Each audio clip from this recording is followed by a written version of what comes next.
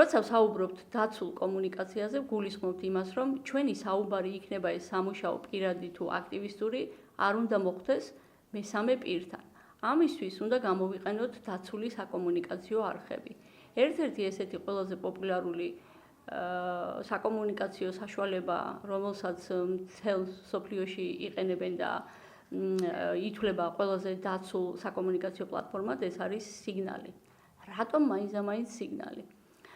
სიგნალს აქვს ბევრი ისეთი ფუნქცია, რომელიც გვეხმარება დაცულ კომუნიკაციაში. პირველ რიგში ეს არის ორმხრივი დაშიფრვა, რაც გულისხმობს იმას, რომ ჩვენი კომუნიკაცია, იქნება ეს ოჯახის წევრებთან თუ სამსახურებრივი კომუნიკაცია, არის დაცული იმდაგვარად, რომ მესამე პირს ამ კომუნიკაციის შინაარსის წაკითხვა არ შეუძლია.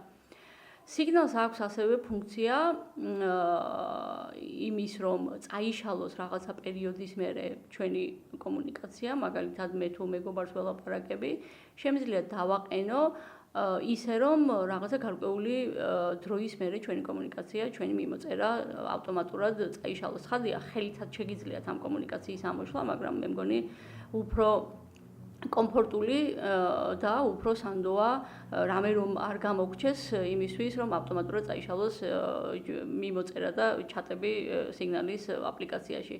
დრო შეგიძლიათ აირჩიოთ მაგალითად 5 წუთში, წაიშალოს 3 წუთში, 1 საათში, 1 კვირაში, 1 დღეში, 1 თვეში, ამის ჩვენს გემოზე მორგების საშუალებას გვაძლევს სიგნალი. სიგნალი ასევე არ ინახავს მეტაინფორმაციას, ეგრეთ წოდებულ მეტაინფორმაციას, რაც იმას ნიშნავს, რომ არ ნახულობს ვინ, როდის მისწერა. ამის ნახვა შეუძლებელია სულ რომ ვიღაცა იარაღი დაადგეს სიგნალის მესვეურებს, ისინი მათ ამ ინფორმაციას ვერანაირი საშუალებით ვერ მიაწვდიან. სიგნალს ასევე შეგიძლიათ დამატებითი დაცვა დაუყენოთ, ვინმეს თქვენი ტელეფონი რომ ხელში ჩაუვარდეს, მაგალითად ტელეფონის შესაბამისად რო არ ქონდეთ დაცული პინით ან Face ID-ით ან თითის ანაბეჭდით, ცალკე სიგნალზეც შეგიძლიათ დაცვის დაყენება, ანუ როცა აპლიკაცია გაიხსნება, დამატებითი ავტორიზაციის საშუალება გაქვთ სიგნალზე. ასევე რეკომენდირებულია სიგნალზე ჩართოთ რეგისტრაციის დაბლოკვის ფუნქცია, რაც თავის მხრივ პინის დაყენების საშუალებას გაძლევთ, ანუ ეს არის ცალკე პინი და არა ის, რაც ტელეფონზე შესაძლოა გეყენოთ. რაც საშუალებას გაძლევთ და დაცული იქნებით იმისგან, რომ ვინმე თქვენი ტელეფონის ნომერი არ აიღოს და არ დაარეგისტრიროს სხვა მოწყობილობაზე. ამისთვის მას დასჭირდება ის პინი, რომელიც თქვენ რეგისტრაციის დაბლოკვის ფუნქციის დროს ჩართეთ.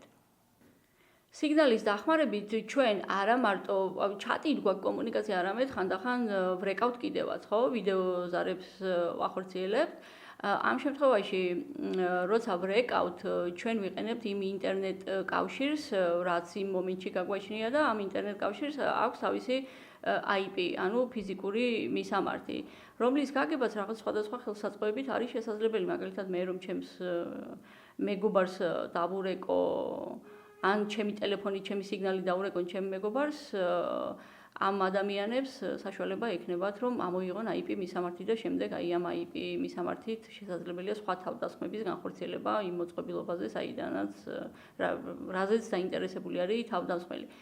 აი ეს რომ ავირიდოთ თავიდან, სიგნალს აქვს ძალიან კარგი ფუნქცია, რომელსაც ქვია relay calls, ანუ ზარის განხორციელების დროს არ იქნება გამოყენებული IP მისამართი, არამედ ზარი განხორციელდება სიგნალის სერვერის დახმარებით და ეს არა მარტო სიგნალს, არამედ სხვა საკომუნიკაციო აპლიკაციებსაც გააჩნია, მაგალითად WhatsApp-ს თუ იყენებთ, WhatsApp-ზე შეგიძლიათ ეს ფუნქცია ჩართოთ.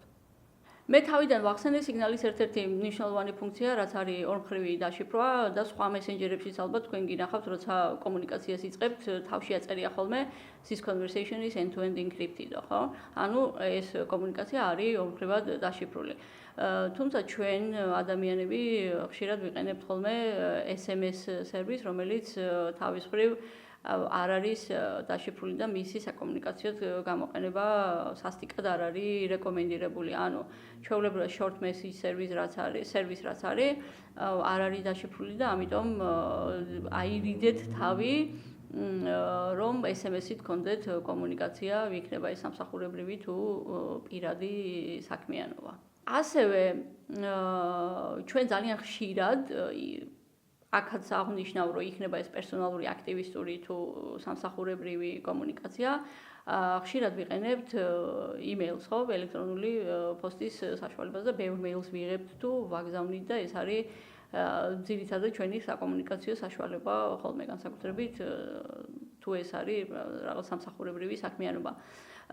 თუმცა ნაგულისხმევად ჩვენი ელექტრონული პოსტით კომუნიკაცია დაშიფრული არ არის. ყველაზე ხშირად გამოყენებულია Gmail-ი, რომელიც სამომავლოდ აპირებს ორმხრივი დაშიფრის დანერგვას თავის პლატფორმაზე, მაგრამ ჯერჯერობით ეს Gmail-ზე ხელმისაწვდომი არ არის. ამდენად თუ თქვენ გინდათ მეილის საშუალებითაც დაშიფრული კომუნიკაცია და ორმხრივად თუ გინდათ ეს კომუნიკაცია დაშიფრული იყოს, რეკომენდირებულია Proton Mail-ის გამოყენება. ოღონდ უნდა გავითვალისწინოთ, რომ ორივე მხარემ უნდა გამოიყენოს აი ეს დაშიფრული მეილის პლატფორმა. თუ მე სიტყვაზე Gmail-დან Proton Mail-ზე მეილს ვაგზავნი, ის დაშიფრული ვერ იქნება. ან Proton Mail-დან თუ Gmail-ზე ვაგზავნი, ის ნაგულისხმევად თავისთავად დაშიფრული არ იქნება. ამიტომ კიდევ ერთხელ გამეორდები, თუ თქვენ გინდათ დაშიფრული კომუნიკაცია მეილით, მაშინ ორივე მხარემ გამოიყენეთ Proton Mail-ი.